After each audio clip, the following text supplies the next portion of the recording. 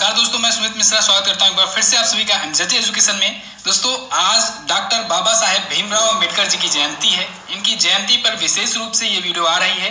आज की इस वीडियो में पूरा जीवन परिचय इनको हम लोग जानेंगे इनके बारे में, साथ ही साथ हम लोग इनकी उपलब्धियां, इनका कंट्रीब्यूशन बहुत ही अच्छे से समझेंगे। इनका क्या क्या योगदान रहा, क्यों इनको संविधान का जनक कहा जाता है, क्यों इनको संविधान का पितामह कहा जाता है, क्यों इनको दोस्तों इतना सम्मान दिया जाता है। आज ये सारी चीज़ें हम लोग जानेंगे, पूरा डिटेल में जानेंगे। बहुत अच्छी होने वाली है वीडियो को जल्दी से लाइक कर दीजिए, शेयर कर दीजिए अपने सभी दोस्तों के पास, एक एक फ्रेंड के पास आप लोग इसे शेयर कर दीजिए। बहुत जानना जरूरी है आप सभी को इनके योगदान के बारे में।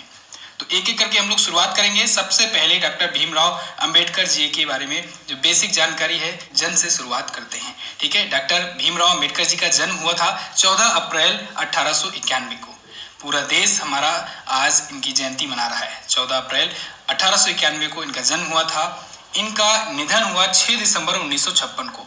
इस दिवस को दोस्तों मनाया जाता है महापरिनिर्वाण दिवस के नाम से, याद रखिएगा, वो भी इम्पोर्टेंट डे है। ये भारत के विधिवेत्ता यानी कि समझ लीजिए कानून निर्माता, भारत के पहले कानून मंत्री भी थे, अर्थशास्त्री, इकोनॉमिस्ट, राजनीतिज्ञ, पॉलिटिशियन और एक महान समाज सुधारक बाबा साहब अम्बेडकर जी का जन्म हुआ था दोस्तों महू में। उस टाइम पर क्योंकि ब्रिटिश भारत था तो 1891 के टाइम पर तब मध्य प्रांत के नाम से जाना जाता था, जो अब मध्य प्रदेश है। ठीक है, तो वहां पर महू में हुआ था इनका जन्म। ओके, बाबा साहब अम्बेडकर इनका उपनाम है। भारतीय संविधान का पिता भी इनको कहा जाता है, डॉक्टर भीमराव अम्बेडकर जी को। अच्छा, क्या आपको पता है कि इनका नाम दोस्तों अम्बेडकर कैसे पड़ा?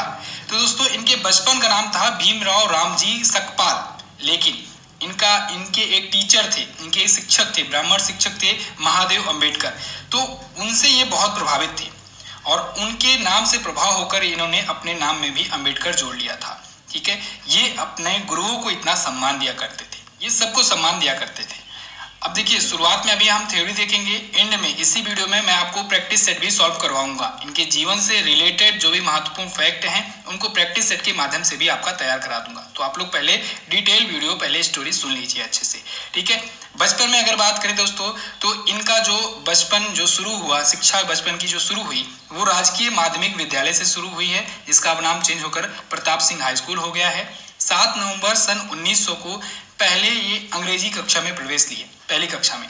अब ध्यान से देखिए, 7 नवंबर को इसी वजह से क्या मनाया जाता है? 7 नवंबर को दोस्तों महाराष्ट्र में विद्यार्थी दिवस मनाया जाता है। इसकी घोषणा भी 2017 में ही की गई, किसके द्वारा? महाराष्ट्र सरकार के द्वारा। तो 2 इंपॉर्टेंट डे हो गए। अभी एक और इम्पोर्टेंट डे होगा महापरिनिर्वाण दिवस इनके निधन पर। तो तीनों इंपॉर्टेंट डे आपको याद रखना है। जन्म दिवस पर हम लोग अम्बेडकर जयंती मनाते हैं। इनके पहले जब इन्होंने शिक्षा ग्रहण की थी, पहली कक्षा में प्रवेश लिया था, तो इनको उसके सम्मान में 7 नवंबर को महाराष्ट्र में विद्यार्थी दिवस मनाया जाता है। ठीक है, और 1956 में 6 दिसंबर को जब इनका निधन हुआ तो महापरिनिर्वाण दिवस मनाया जाता है। इसके आगे की शिक्षा की बात करें दोस्तों, तो इन्होंने बॉम्बे यूनिवर्सिटी से आर्ट में स्नातक किया। स्नातक यानी इन्होंने डिग्री हासिल की, ग्रेजुएट हुए कला से। ठीक है, इसके बाद ये इकोनॉमिक्स से और राजनीति विज्ञान से, पॉलिटिकल साइंस से 1912 में भी ये ग्रेजुएट हुए। फिर आगे चल करके कोलंबिया यूनिवर्सिटी से एमए, पीएचडी और एलएलबी की डिग्रियां इन्होंने हासिल की। लंदन से इन्होंने 1981 में विज्ञान में स्नातकोत्तर किया, यानी कि एमएससी किया। इसके बाद 1922 में बैरिस्टर एट लॉ, 1923 में डीएससी। अब देखिए दोस्तों, इतने ज़्यादा पढ़े लिखे थे, यही वजह थी कि इन्होंने इतना ब्रॉड, इतना अच्छा संविधान बनाया है हमारे देश के लिए, जो हमारा देश इतने दिनों से, इतने सालों से फॉलो कर रहा है, जिसमें हर एक प्रकार के जाति, वर्ग, सबको ध्यान में रख करके किसी भी प्रकार का भेदभाव ना हो, ऐसा संविधान बनाया गया है। तो ऐसे संविधान के निर्माता बाबा साहब अम्बेडकर जी की आज की जयंती पर ये वीडियो हम लोग विशेष तौर से देख रहे हैं। इसके बाद की बात करें दोस्तों, तो ये सामाजिक और राजनीतिक दलों से भी जुड़े रहे। बाबा साहेब बहिष्कृत हितकारिणी सभा और डिप्रेस्ड क्लासेस एजुकेशन सोसाइटी से जुड़े रहे, पीपुल्स एजुकेशन सोसाइटी से जुड़े रहे। एजुकेशन इनका मेन मोटो हुआ करता था, ये गरीब और पिछड़े लोगों को ऊपर लाना चाहते थे। जहां एक तरफ बाकी जो क्रांतिकारी थे वो सभी जुटे हुए थे देश को आज़ाद कराने में, तो आज़ाद कराने में तो जुटे हुए थे, ठीक है, लेकिन उसमें एक बहुत बड़ा पार्ट, बहुत बड़ा वर्ग जो है वो छूट जा रहा था। ठीक है, क्योंकि उन लोगों के मन में, आप समझिए उस टाइम का सिचुएशन अपने आप में फील कीजिए, उस टाइम पर होता क्या था, जो गरीब, पिछड़े, जो ऐसे छोटी जातियां हुआ करती थी, उनको दबाया जाता था, उनको दबाया भी जाता था। तो कुछ लोग तो प्रेशर में आकर के दबते थे, कुछ लोगों के धीरे धीरे मन में ये बैठ गया था कि नहीं, अब हम लोग ऊपर नहीं उठ सकते थे। लेकिन ऐसे लोगों को, ऐसे व्यक्तियों को आज सबके समान में लाने का जो श्रेय है वो बाबा साहब अम्बेडकर जी का है। इन्हीं की वजह है जब आज आप लोग चाहे यात्रा कर रहे हो, कहीं भी किसी भी क्लास में यात्रा कर रहे हो, तो उसमें ये नहीं देखते हो कि ये किस जात का है, ये किस वर्ग का है। ठीक है, आप लोग सभी लोग एक साथ बैठ करके यात्रा कर सकते हो। कोई भी किसी भी क्लास का टिकट ले सकता है, कोई भी कहीं पर भी जा करके खा सकता है किसी रेस्टोरेंट में। पहले ऐसा नहीं हुआ करता था, पहले बहुत ज़्यादा भेदभाव हुआ करता था। लेकिन हमारा संविधान ऐसा है, हमारे संविधान के निर्माता ऐसे थे जिन्होंने इस प्रकार से इन सब चीज़ों को ध्यान में रख करके हमारा संविधान का निर्माण किया और ऐसा संविधान बनाया कि अब पूरा का पूरा देश जो है वो इस जाति भावना से ऊपर उठ रहा है। हालांकि अभी भी कुछ जगहों पर होता है, धीरे धीरे कर जैसे जैसे शिक्षा बढ़ेगी वैसे वैसे यहाँ पर भी सुधार होगा। हम सबको एक शिक्षित नागरिक होने की वजह से कभी भी किसी भी प्रकार का भेदभाव नहीं करना चाहिए। आगे चल करके दोस्तों स्वतंत्र लेबर पार्टी और शेड्यूल कास्ट फेडरेशन भारतीय रिपब्लिक पार्टी के ये प्रमुख भी बने।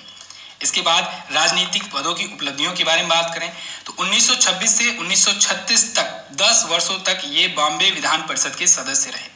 इसके बाद 1937 से 1942 तक ये दोस्तों बॉम्बे विधानसभा के सदस्य रहे। देखिए ध्यान दीजिएगा, बॉम्बे जो है, बॉम्बे पहले क्या होता था कि पहले महाराष्ट्र और गुजरात एक ही था। मैंने आपको बताया कई बार कि 1960 में अलग हुआ था 1 मई को महाराष्ट्र और गुजरात। ओके, इसके बाद दोस्तों श्रम मंत्री ये बनाए गए वायसराय कार्य परिषद 1942 से 1946। इसके बाद भारतीय संविधान सभा की मसौदा समिति के अध्यक्ष बने। देखिए दोस्तों, अभी मैंने रिसेंटली एक वीडियो दिया हुआ है संविधान सभा के बारे में, संविधान की भूमिका के बारे में कि कौन कौन से सदस्य शामिल थे, किनका क्या काम था, किनको क्या कार्य सौंपा गया था। उसमें मैंने बहुत ही अच्छे से डिटेल में आपको बताया था। जब संविधान सभा बुलाई गई, बैठक बुलाई गई, तो उसमें कुछ समितियां बनाई गई। तो उसमें दोस्तों प्रारूप समिति जो था, यानी मसौदा समिति जिसे कहते हैं, कि हमारा संविधान जो होगा वो किस मसौदे पर होगा, उसका स्ट्रक्चर कैसा होगा, प्रारूप कैसा होगा, उस सब की जिम्मेदारी थी डॉक्टर बाबा साहब भीमराव अम्बेडकर जी की। तो 1947 से 1950 तक, जब तक हमारा संविधान बना नहीं तब तक ये मसौदा समिति के अध्यक्ष थे।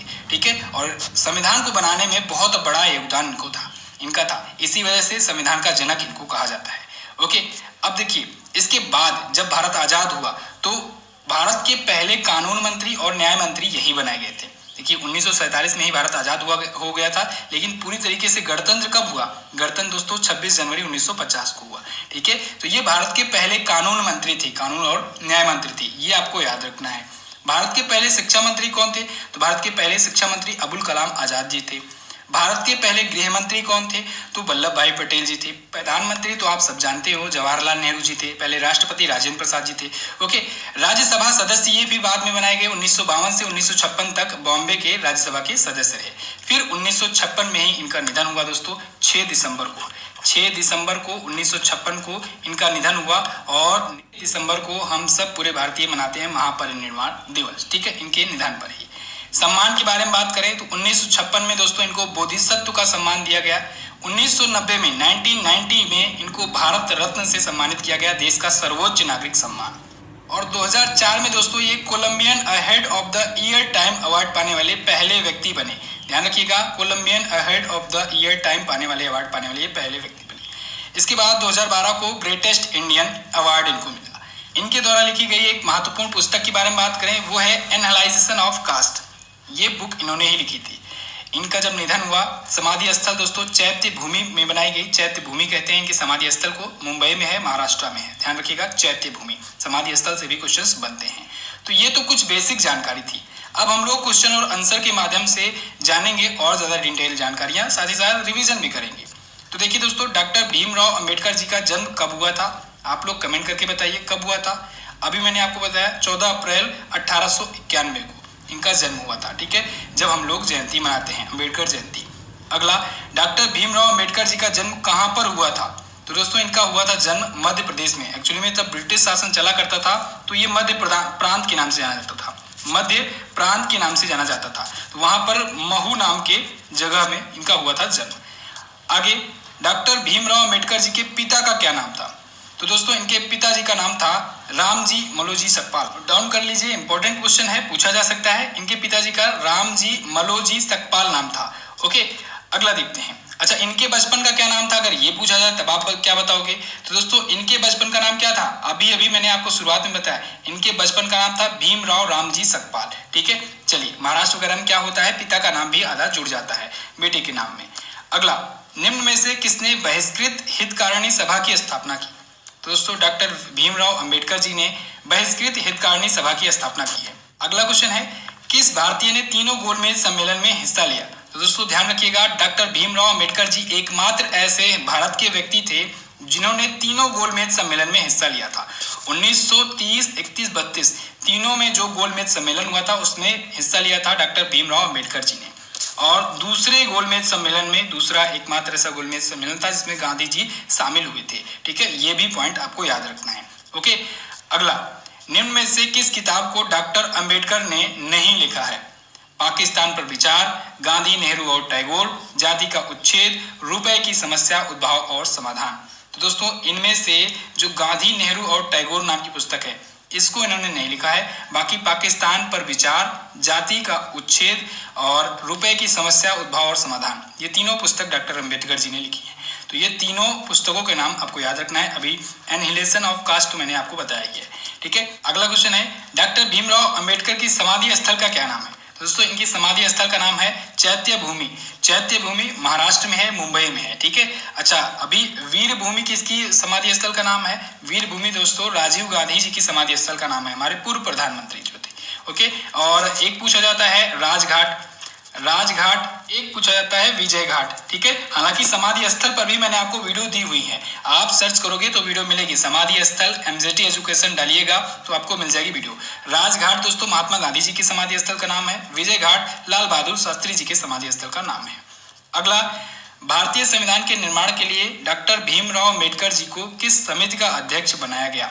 तो दोस्तों ये प्रारूप समिति या मसौदा समिति के अध्यक्ष बने। ठीक है, बी ऑप्शन आपका यहाँ करेक्ट होगा। अभी संविधान की वीडियो में इसको बताया था मैंने, 2 दिन पहले ही वीडियो अपलोड हुई है। निम्न में से किस राजनीतिक दल का गठन डॉक्टर भीमराव अंबेडकर जी ने नहीं किया? भारतीय रिपब्लिकन पार्टी, स्वतंत्र labour party, schedule caste party या दलित शोषित समाज संघर्ष पार्टी। तो दोस्तों इन्होंने भारतीय रिपब्लिकन पार्टी की स्थापना की, स्वतंत्र लेबर पार्टी की भी, शेड्यूल कास्ट पार्टी, इन तीनों पार्टियों की स्थापना की थी। दलित शोषित समाज संघर्ष पार्टी की स्थापना इन्होंने नहीं की थी। यहाँ पर डी ऑप्शन जो होगा आपका बिल्कुल करेक्ट होगा। अगला, भारत के प्रथम कानून मंत्री कौन बनाए गए? तो भारत के पहले कानून मंत्री कौन बनाए गए? डॉक्टर भीमराव अंबेडकर जी। ओके, अबुल कलाम आजाद जी दोस्तों भारत के पहले शिक्षा मंत्री थे। राजेंद्र प्रसाद जी दोस्तों भारत के पहले राष्ट्रपति हुए। मदन मोहन मालवीय जी ने दोस्तों बनारस हिंदू यूनिवर्सिटी यानी BHU के नाम से जो जाना जाता है, इसकी स्थापना की थी इन्होंने। कब की थी? 1916 में, याद रखना है, इंपॉर्टेंट है ये भी। अगला, एनालाइजेशन ऑफ कास्ट नामक बुक किसके द्वारा लिखी गई? तो अभी अब मैंने आपको बताया डॉक्टर भीमराव अंबेडकर जी की पुस्तक है। अगला, भारतीय संविधान सभा के मसौदा समिति के अध्यक्ष कौन नियुक्त किए गए? देखिए दोस्तों कभी कभी मसौदा समिति के नाम से पूछ लेगा, शब्द वही है, ठीक है, अर्थ वही है, बस शब्द अलग अलग हैं। मसौदा समिति है एक प्रारूप समिति, दोनों का अर्थ वही है। तो डॉक्टर भीमराव अंबेडकर जी को बनाया गया है, इसका अध्यक्ष बनाया गया था संविधान सभा में। संविधान सभा के बारे में अगर आप जानना चाहेंगे तो डिटेल वीडियो मैंने दी हुई है।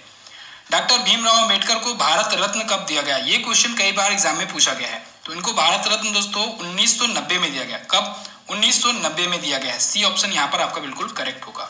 अगला, डॉक्टर भीमराव अंबेडकर जी की मृत्यु कब हुई? तो इनका निधन दोस्तों हुआ 6 दिसंबर 1956 को, जब हम लोग मनाते हैं महापरिनिर्वाण दिवस। ओके, दिवस भी याद रखना है।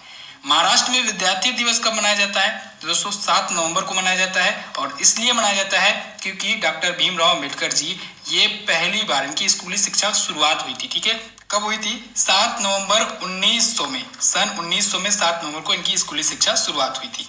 अगला, 14 अप्रैल 2021 को डॉक्टर भीमराव अंबेडकर जी की कौन सी जयंती मनाई गई?